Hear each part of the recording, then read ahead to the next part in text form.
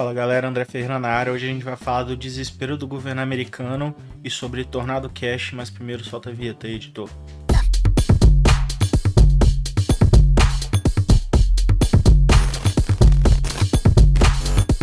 Bom, para começar esse vídeo eu vou explicar um pouco o que é o Tornado Cash e o que ele faz e por que o governo americano veio a proibir o uso do Tornado Cash pelos americanos, e aí teve uma série de boicotes ao protocolo, tá? Tornado Cash, para quem não sabe, ele é um serviço de DeFi dentro da rede do Ethereum, tá?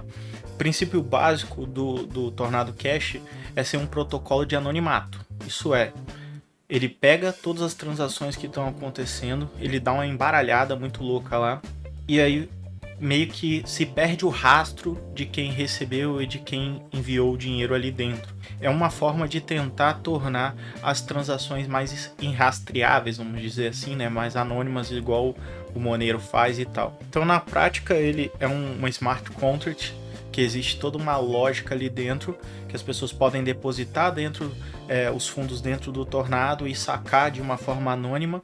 Isso faz com que o registro, né, o rastro desse dinheiro, ele seja perdido, porque você pode depositar de uma conta qualquer e sacar em outra conta sem que esse registro fique armazenado dentro da blockchain, através dos algoritmos internos dele lá e tal. Não vou me aprofundar muito como é que é a mecânica em si do Tornado Cash, mas é basicamente esse que é o princípio básico do Tornado Cash: tornar anônimo as transações que estão acontecendo dentro do Ethereum.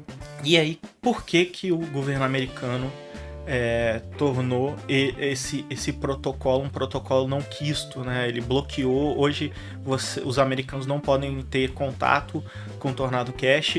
Uma outra coisa que o governo impôs é que quem tiver qualquer tipo de vínculo, seja de saque ou de envio de dinheiro por Tornado Cash, vai ter essa carteira, também uma carteira não muito benquista dentro dos Estados Unidos. E principalmente se eles souberem quem é o dono daquela carteira, obviamente que pode sofrer algum tipo de sanção.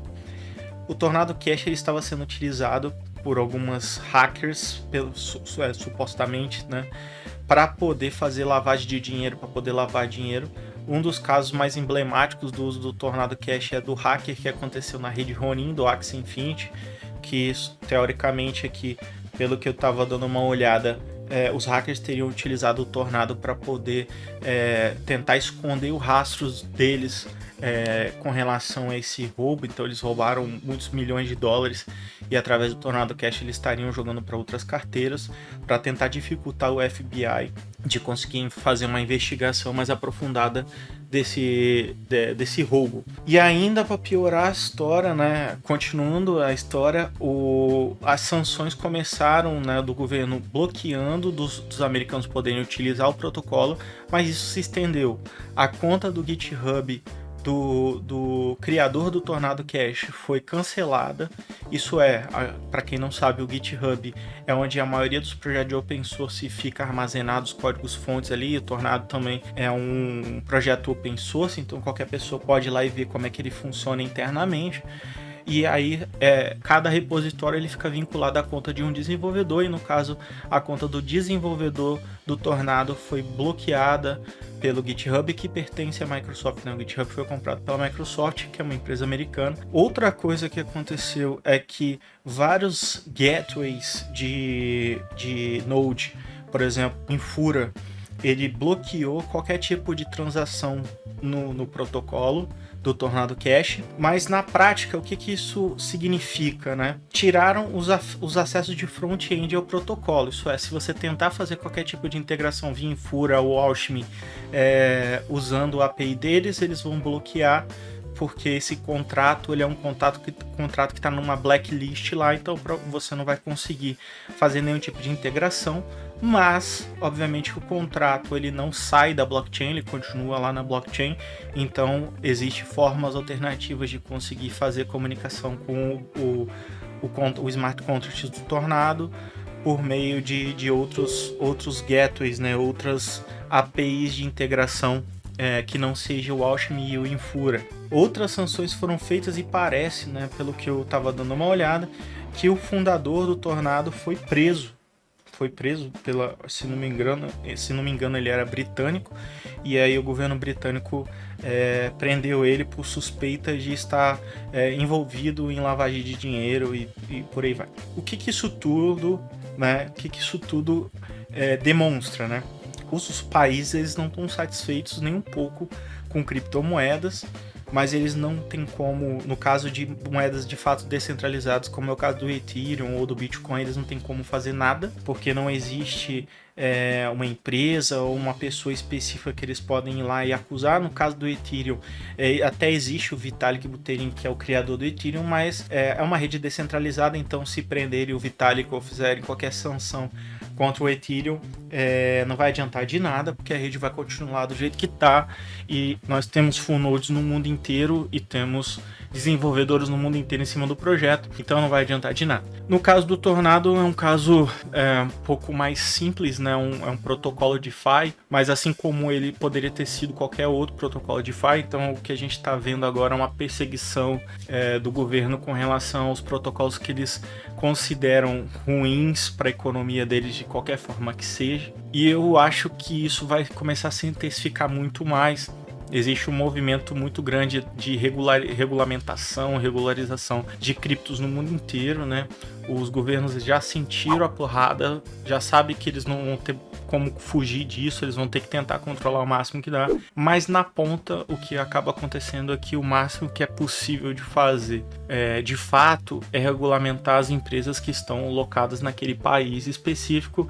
Você pode, por exemplo, proibir que empresas americanas utilizem determinados tipos de moedas, ou até mesmo você tira algum tipo de benefício que aquela empresa tem.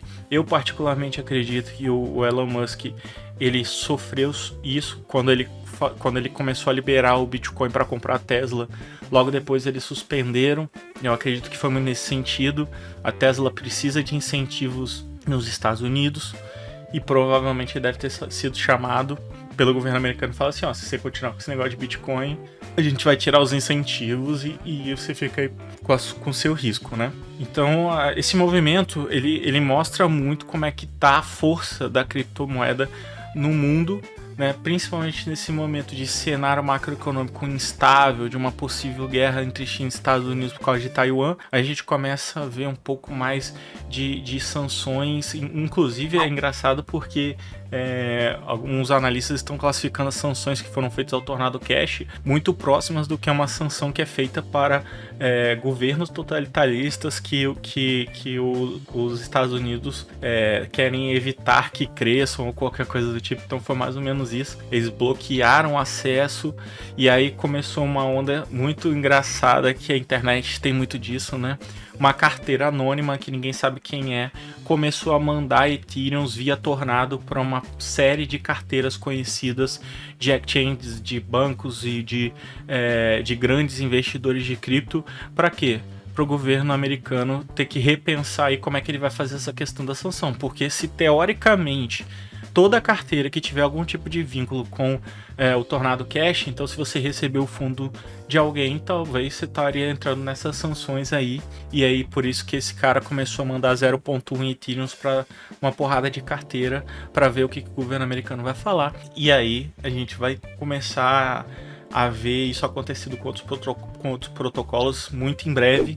Eu acredito que qualquer solução aí que vier para o mercado tentando mascarar, tentando resolver essa questão de privacidade, tornando as transações mais privadas e irrastreáveis para os governos não conseguirem botar a mão e criar sanções para as pessoas pararem de utilizar qualquer coisa do tipo, vai começar a ser banido, vai começar a ser boicotado, para que o governo continue ainda de certa forma controlando, né, pelo menos o que entra e o que sai, para o negócio não perder o controle deles totalmente, por mais que, no meu ponto de vista, já esteja num andamento que está muito próximo de perder o controle. Outra coisa que aconteceu aqui com o Tornado é que fundos que estavam sendo tramitados em USDC, como a Cycle, que é a empresa que gerencia o USDC, é americana, eles também bloquearam qualquer tipo de saque ou transferências que sejam feitas dentro do Tornado Cash. O que me preocupa muito, porque na teoria o USDC deveria ser um token descentralizado que não tivesse intervenção direta. Agora, se a Circle tem né, como evitar, bloquear que determinada carteira, que é as carteiras de bridge do Tornado, recebam fundos e consigam transferir o USDC, então quer dizer que essa galera tem um controle maior até do que deveria, e aí o USDC começa a entrar na minha lista de possíveis moedas que eu não utilizaria mais, assim como algumas outras, como o USDT e Solana e por aí vai. Se você está gostando do conteúdo, se inscreve aí no canal, assiste os vídeos, entenda mais sobre o universo cripto e a gente se vê numa próxima. Valeu, até mais.